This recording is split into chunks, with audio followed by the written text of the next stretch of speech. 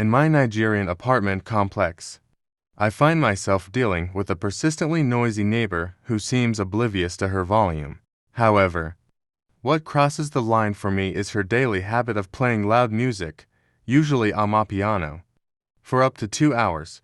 It's so loud that it shakes the walls of my apartment.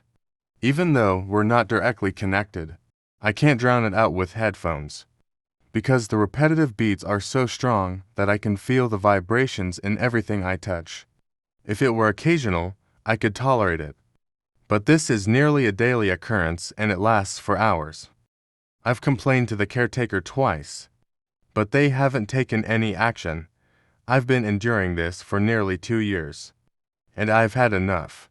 I told management that I'd take matters into my own hands if they wouldn't do anything about it. I've approached my neighbor politely 3 times, asking her to lower the volume. The first 2 times, she said she would, but she never did.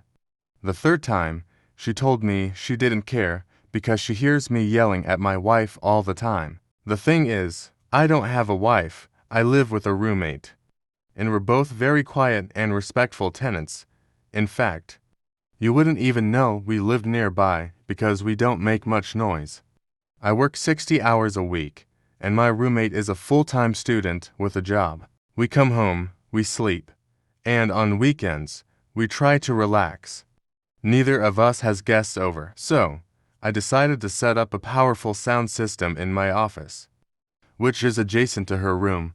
When my roommate isn't home, I open the window and play the most disturbing and loud music I can find, stuff that's eerie, demonic, and nightmarish. It can be heard from the street, and people have asked me to turn it down. I tell them I will, but only if they file complaints against my neighbor for her loud music. I've become the very thing I despise.